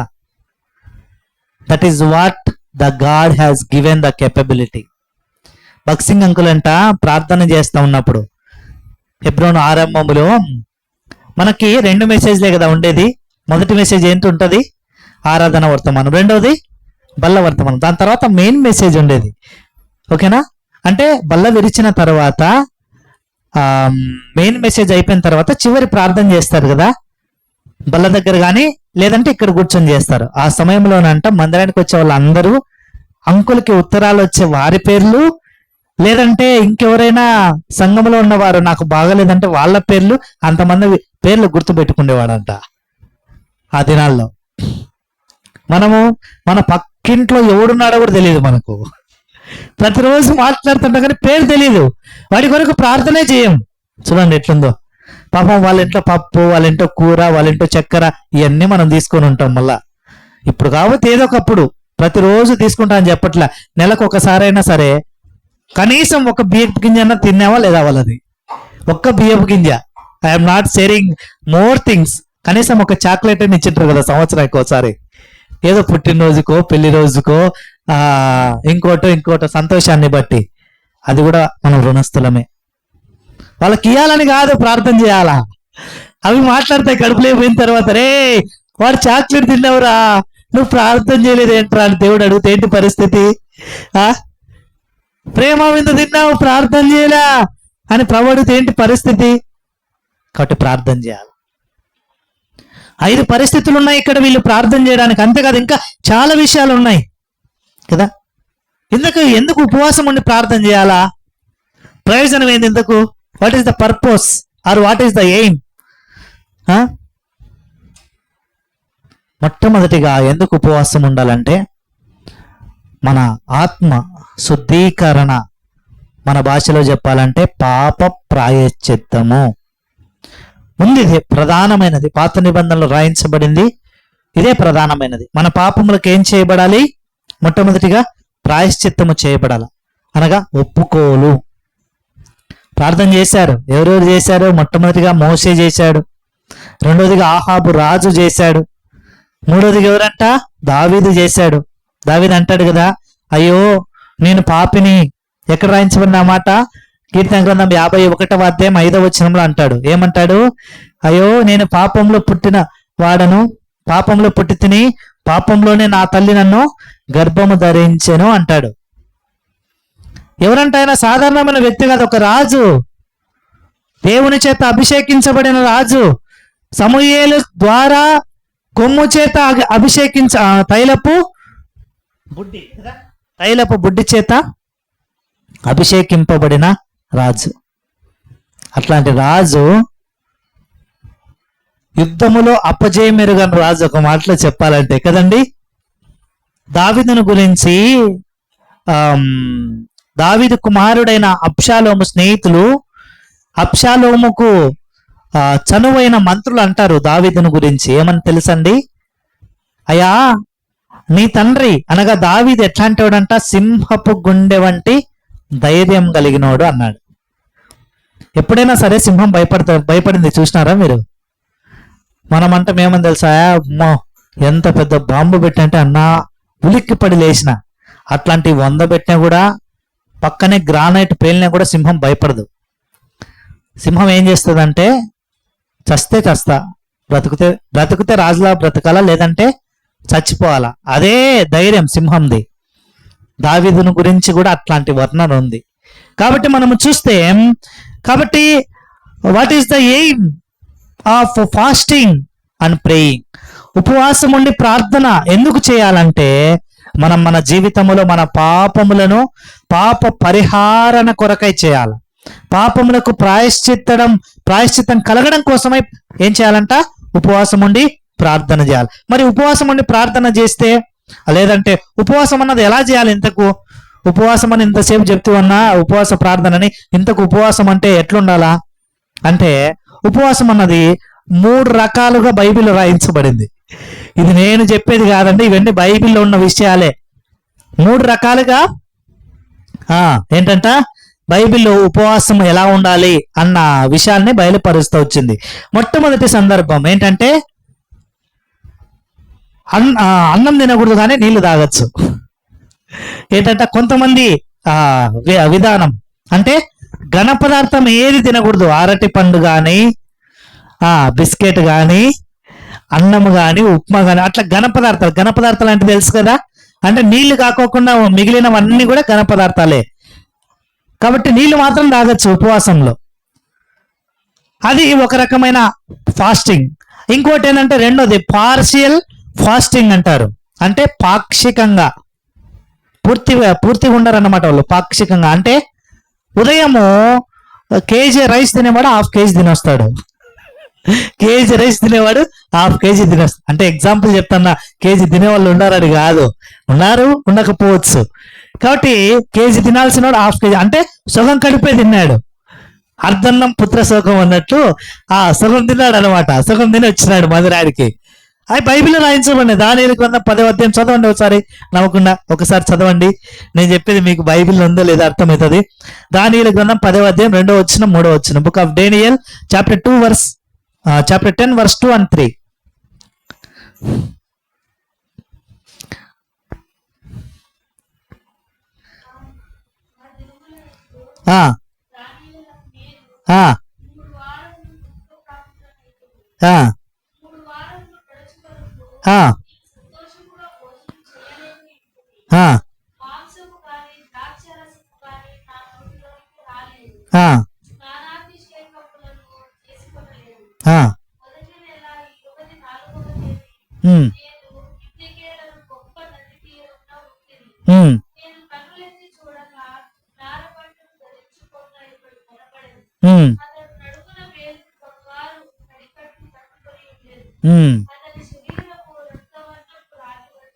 చాలే, 3 వచనాలు అయిపోయినాయి కదా. కాబట్టి ఇక్కడ చూస్తే ఏం చేయలేదంట, ఘన పదార్థాలు ఏవి తీసుకోలే. అవునా కదండి? ఘన పదార్థాలు ఏవి తీసుకోలే, మాంసం కానీ. ఇది పాశ్చికం అంటే సగం మాత్రం, అంటే నీళ్ళు తాగుతూ ఉంటారు కదా, ఆ టైప్ ఫాస్టింగ్.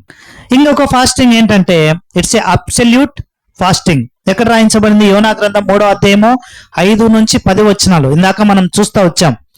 వారు వారి పట్టణమును కాపాడుకోవాలన్న కారణమును బట్టి వారు ఏం చేశారంట? ఏమి తినలే, నీళ్లు తాగలే, అన్నం తినలే.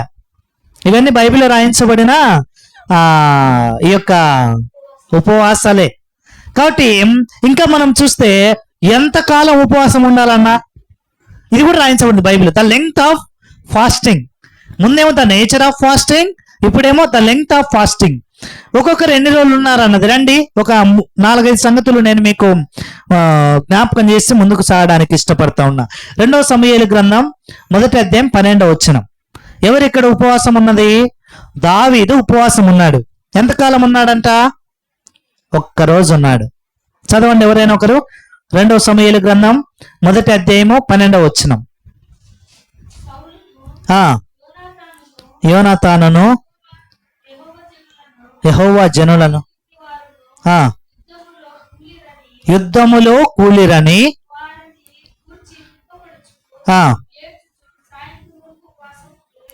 ఎంతవరకంట? సాయంత్రం వరకు. మన భాషలో మనకు 1 రోజు అని ఎట్లా పరిగణలోకి తీసుకుంటాం? ఈ రోజు అర్ధరాత్రి 12 గంటల నుంచి రేపు అర్ధరాత్రి 11:59 వరకు కలిపితే 1 రోజు. కానీ బైబిల్లో ఉన్న పద్ధతి ఏంటంట? 1 రోజు సాయంత్రము ప్లస్ ఇంకో రోజు సాయంత్రం. అంటే ఈ రోజు సాయంత్రం 6 గంటలకు డే స్టార్ట్ అయితే రేపు 5:59 ఏమవుతుంది? ఈ డే అన్నది ఎండ్ అవుతుంది. ఇది బైబిల్లో రాయించబడిన మాట. అట్లా చూస్తే దావీదు ఎన్ని రోజులు ఉపవాసం ఉన్నాడు? 1 రోజు ఉపవాసం ఉన్నాడు. రండి, ఇంకొక వ్యక్తిని నేను మీకు పరిచయం చేస్తాను. దానియేలు గ్రంథం 6వ అధ్యాయం 18వ వచనం. దానియేలు గ్రంథం 6వ అధ్యాయం 18వ వచనం. సందర్భం ఏంటి? ఇప్పుడు దానియేలు ఎక్కడున్నాడంట? సింహపు బోనులో ఉన్నాడు. దానియేలు గ్రంథం 6వ అధ్యాయం 18వ వచనం. ఆ ఆ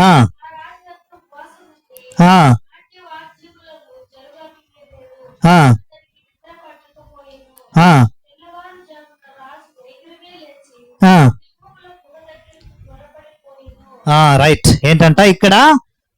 ఎవరంటే ఈ రాజు? రాజు పేరు బెల్షెజరా లేదంటే నెబుకద్నెజరా? బెల్షెజరు.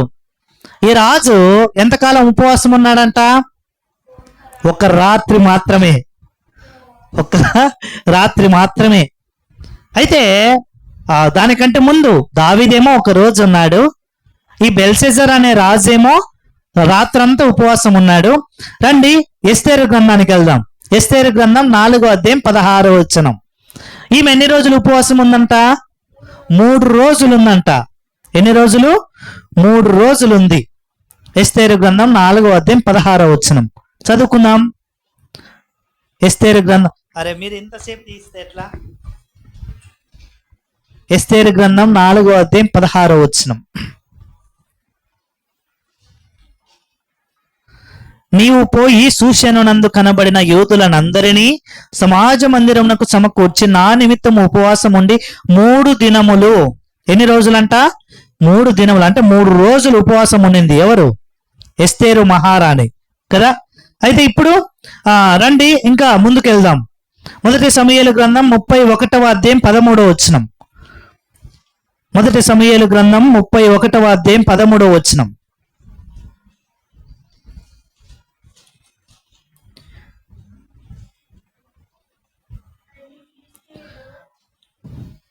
ముప్పై 31వ అధ్యాయం 13వ వచనం. వారి శల్యములను తీసి యాబేషులోని పిచుల వృక్షము క్రింద పాతిపెట్టి 7 దినములు ఉపవాసముండిరి. మొదటి సమూయేలు గ్రంథము 31వ అధ్యాయము 13వ వచనం.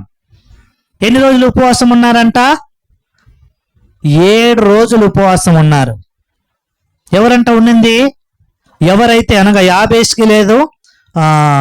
ఈ వీరు ఏం చేస్తూ వచ్చారంట?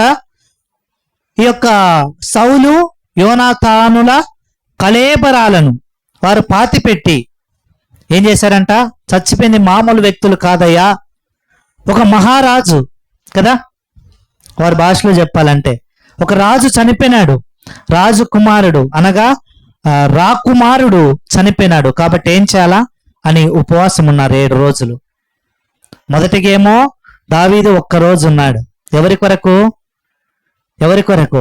యోనాతాను సౌలుల కొరకు. రెండవదేమో దానియేలు కోసం ఒక రాజు ఒక రాత్రంతా ఉపవాసం ఉన్నాడు. ఆయన పేరే బెల్షెజరు.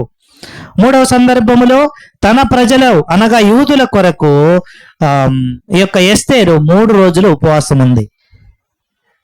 4వ సందర్భం మొదటి సమూయేలు గ్రంథం 31:13 ప్రకారం యాబేషు గిలాదు వారు ఏం చేశారంట? 7 రోజులు యోనాతాను సౌలుల కొరకు ఉపవాసం ఉన్నారు. చివరిది ఎవరంట? 40 రోజులు ఉపవాసం ఉన్నారు. ఎవరు? ఇది కరెక్ట్. ఎవరంట? మోషే. ఎన్ని రోజులు? 40 రోజులు ఉపవాసం ఉన్నాడు. ఎక్కడ రాయించబడింది? నిర్గమాకాండము 34వ అధ్యాయంలో రాయించబడింది 28వ వచనములో. ఎన్ని రోజులంట? 40 రోజులు. చాలా మంది ఆమరణ నిరాహార దీక్ష చేస్తారు. ఒక వ్యక్తి చచ్చిపోవాలంటే నీళ్లు ఆహారం లేకుండా ఎన్ని రోజులు బ్రతకచ్చు అంట? 40 రోజులు బ్రతకచ్చు. ఎంత చక్కగా మోషే చెప్తా వచ్చాడు ఈ విషయాన్ని.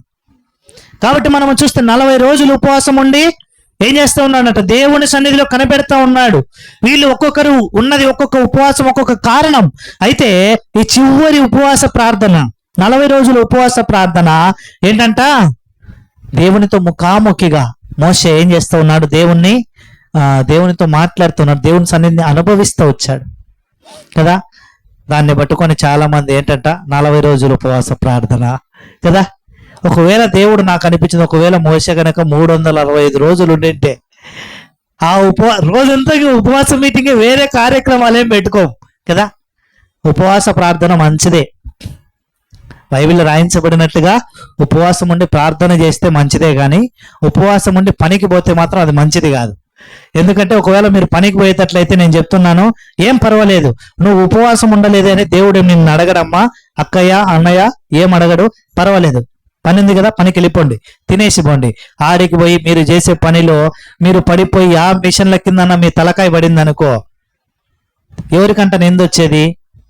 దేవునికి. ఇప్పుడు పాలిష్ మిషన్ చేసేవాడు ఉన్నాడు, నేనే ఉన్నాను అనుకో, పాలిష్ మిషన్ పనికి పోయినా, అయ్యో ఈరోజు బుధారము మీటింగ్కేమో పోకపోతుంది అని ఆలోచించి కుటుంబ పోషణ జరగాలి కదా. దేవుడు అంత కఠినమైనవాడు కాదు, ఎంత జాలిపరుడు అంటే అంత జాలిపరుడు. పనికి పోయినంత మాత్రాన్ని దేవుడే మనల్ని శిక్షించాడు.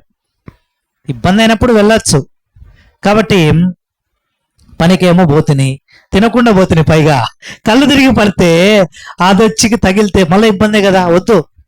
కాబట్టి మీరు దయచేసి పనికి పోయే వాళ్ళు ఉంటే, అన్న మీటింగ్ ఉన్నా కూడా మీటింగ్ అంటే మాకు పని ముఖ్యం, మాకు కుటుంబంలో ఇబ్బంది ఉంది, ఆర్థిక కొరత ఉందంటే పర్వాలేదు, మీరు పని చేసుకుంటేనే మా ఆహారం మేము సంపాదించుకుంటాం అన్న నిరీక్షణ ఉంటే మీరు వెళ్ళండి, తినేసి వెళ్ళండి. దయచేసి ఉపవాసంతో మాత్రం వెళ్ళొద్దు, దేవుని నామానికి అవమానం అసలు తీసుకురావద్దు.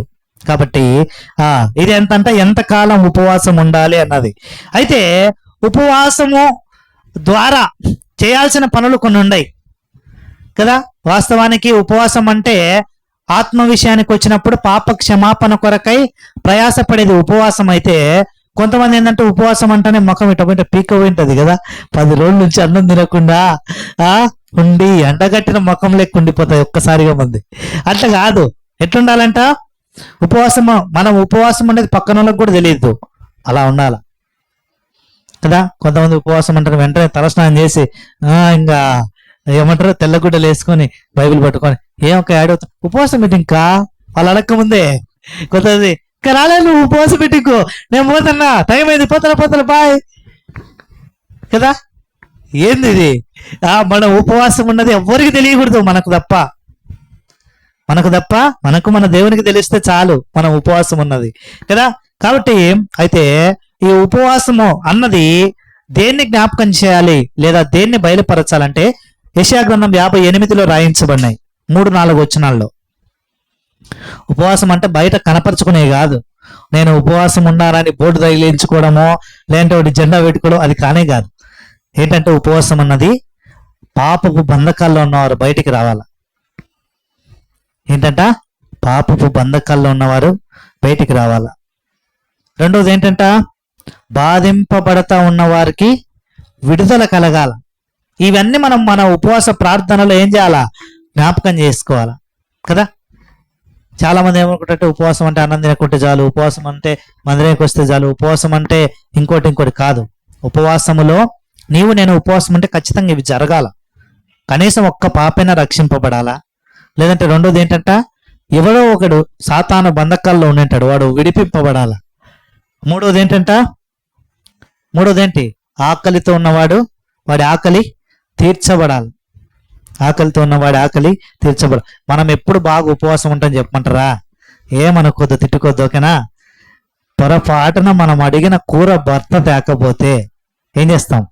ఇప్పుడు ఒక్క పూటకే బాధపడతాం, 3 రోజులు ఉంటాం.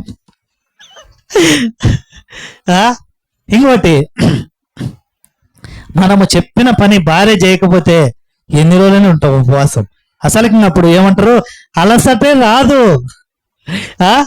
రాదు. ఆ కోపం మీద అసలు తెలియదు. ఇప్పుడు అవేం ఉండవు కాబట్టి ఎప్పుడైపోతుందా ఏం కథ అనిపిస్తాయి మనకు కదా. కాబట్టి ఈ యెషయా గ్రంథంలో రాయించబడినట్లుగా మొదటిగా ఏంటంట, ఒక వ్యక్తి పాపము నుంచి విడిపించబడాలా, పాపపు బంధకాల నుంచి. రెండవది ఏంటంట, ఎవరైతే బాధింపబడతా ఉన్నారో సాతాను యొక్క శక్తి, సాతాను ద్వారా వాడు స్వేచ్ఛగా ప్రభు దగ్గరికి రావాలి, వాడి బంధకాల నుంచి విడిపించబడాలి. ఆకలితో ఉన్న వారి ఆకలి తీర్చబడాలి. ఇవన్నీ భౌతికమైంటే కాదు, ఆత్మీయంగా కూడా ఉన్నాయి. ఆత్మీయంగా ఆకలి కొనిన వారంటే ఎవరంట? మనమే, నా జీవితమే కదా. ఇంకేంటంట, ఆకలి అంటే ఏంటిది? భౌతికపరమైన ఆకలి కాదు. అయ్యో పొద్దున అన్నం తినలేదు నా ఆకలి కాదు.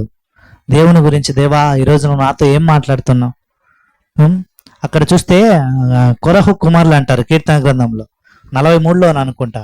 దుప్పి నీటి వాగుల కొరకు ఆశపడినట్లు నా ప్రాణము నీ కొరకు ఆశపడుచున్నది. అంటే ఆడేం నీళ్లు లేవనే కొరహు కుమారులు కాదు. కొరహు కుమారులు తన కన్నుల ఎదుటనే వారి కుటుంబం అంతా పోతే భూమి నెరయ విరిచి అప్పుడు భయపడి అప్పుడు తెలుస్తా దేవుని యొక్క సన్నిధి ప్రాధాన్యత ఎంత గొప్పది అన్నది. అప్పుడు ఆ మాట అంటాడు.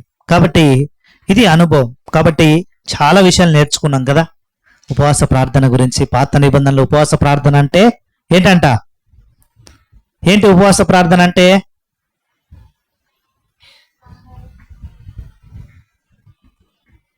ఉపవాస ప్రార్థన ప్రధాన లక్ష్యం బాధపరుచుకోవడం, ఇంకా పాపములకు ప్రాయశ్చిత్తము కలగడం ఉపవాస ప్రార్థన అంటే. అది గుర్తుపెట్టుకోండి, ఓకేనా? దాని తర్వాత ఉపవాస ప్రార్థన బైబిల్లో చేసిన వారిని గురించి మనం నేర్చుకున్నాం. చెప్పాలా? ఒకరి వెనక ఒకరు చెప్పాలా పేర్లు. మొదటి ఎవరు? దావీదు. ఓకే. రెండోది ఎస్తేర్. ఇంకా మూడోది దానియేలు. ఇంకా దానియేలు కాదులే, బెల్షస్సర్ రాజా. మోషే అని చెప్పలేదు మీరు.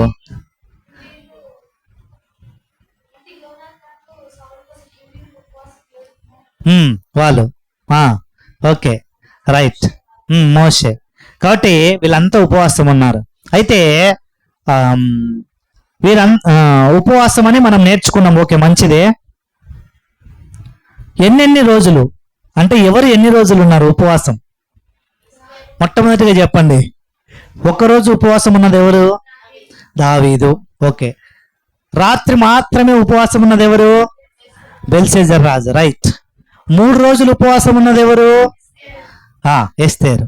మరి 7 రోజులు ఉపవాసం ఉన్నది ఎవరు? హివీలు. ఓకే. యాబేషు గిలాదు నందు ఈ యోనాతానును సౌలును పాతిపెట్టిన తర్వాత ఈ ప్రజలు పాతిపెట్టిన వారు ఏం చేశారంట? 7 రోజులు ఉపవాసం ఉన్నారు. ఓకే. 40 రోజులు ఉపవాసం ఉన్నది ఎవరు? మోషే. మరి ఉపవాసం అంటే ఎలా ఉండకూడదంట? ఎలా ఉండకూడదు అది కూడా చెప్పాను కదా. అంటే ఉపవాసం ఉన్నట్టు అందరికీ మనం ఎవ్వరికి చెప్పకూడదు, అదొక్కటి నేర్చుకోవాలి అంతే.